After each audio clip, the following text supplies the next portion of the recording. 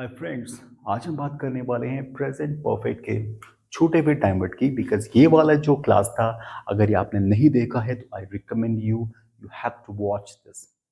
Well, present perfect.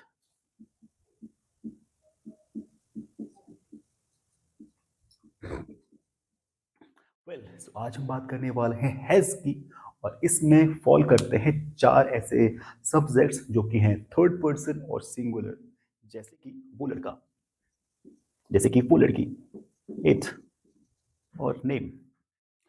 अगर आप किसी भी ग्रामर टेक्स्ट बुक को देखेंगे तो आप पाएंगे उसमें जो कीवर्ड होगा वो होगा कि वो लड़का आ चुका है, वो जा चुका है, बोल चुका है, सो चुका है। और वो लड़की आ चुकी है, जा चुकी है, बोल चुकी है, विच इज एब्सोल्युटली राइट। ये हो चुका है, टॉम आ चुका है। But there is a catch. Do we speak such kind of Hindi? I believe we don't. Rather हम कहते हैं कि वो आ गया है, वो लड़की आ गई है, ये इसने अपना काम कर लिया है, वो आ गया है। तो आप पाएंगे कि ऐसे कीवर्ड्स होते हैं। और इसके साथ जो एक्शन को पुट किया जाता है दैट इज थर्ड फॉर्म।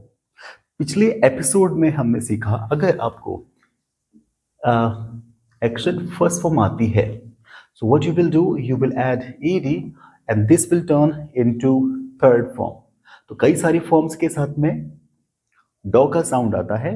पिछले वीडियो में I told you like cook, cooked, cooked, play, played, played, experienced, experienced, experienced.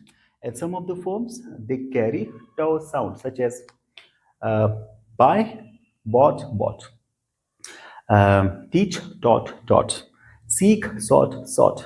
And some of the forms they carry this sound such as speak, spoke, spoken, give, gave, and given. तो इन्हीं तीन sound को you need to take care of, and I believe everything will be okay. It's time to make some affirmative sentences. So this is how we make affirmative sentences. And purposefully आज हम इन्हीं लोगों के बारे में बात करने वाले हैं. So we need to involve practicality, okay?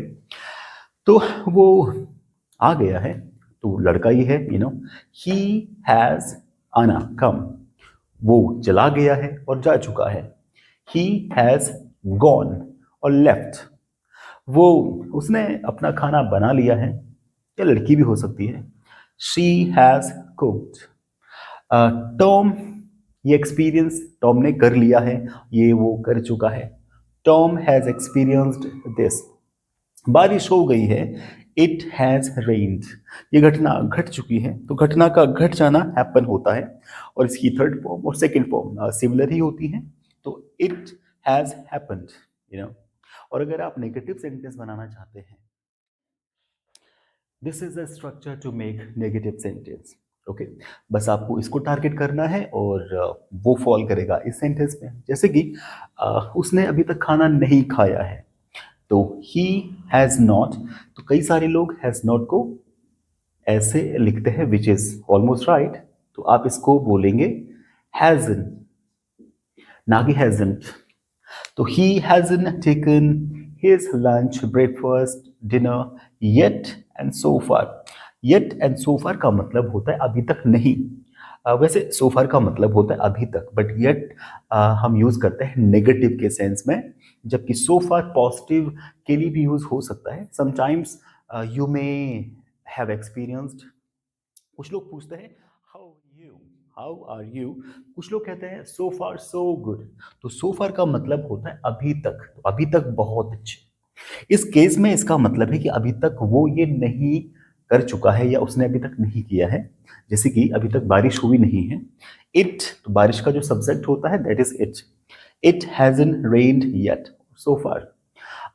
वो अभी तक इस क्लास को समझी नहीं है, she hasn't understood this class yet and so फार।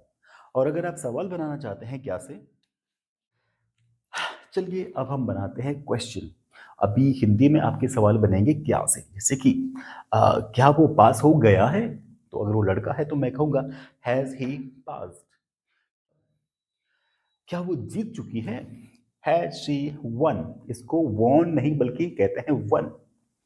क्या ये घटना घट चुकी है? Has it happened? क्या ये अपना काम कर चुका है या क्या इसने अपना काम कर लिया है? Has it done it's work? इसका ना कि, क्योंकि ना तो ये लड़का है और ना लड़की, ये है कोई नॉन लिविंग थिंग्स, और जब भी हम नॉन लिविंग थिंग के बारे में बात करें तो आपको कहना है इट्स। चलिए अब बनाते हैं सवाल डब्ल्यू एच फैमिली से। सवाल बना रहे हैं डब्ल्यू एच फैमिली से। जैसे कि वो कहाँ गया है, तो वो अगर लड़का है, वेयर हैज ही गॉन? वो क्यों गया है? Why has he gone? वो कैसे गया है? How has he gone? क्या बारिश हुई है? तो जब क्या सबसे पहले आएगा हिंदी में, आपको ये वाला सेंटेंस को यूज करना है। Has it rained? लेकिन कहाँ बारिश हुई है? तो कहाँ means where has it rained? कैसे बारिश हुई है? हालांकि ऐसे कुछ बोलेगा नहीं, but I just want to use these question, कहाँ? Where has it rained? You know I hope आपको समझ में आया होगा, और अगर कुछ भी प्रॉब्लम है तो आप मुझे डायरेक्टली कमेंट कर सकते हैं।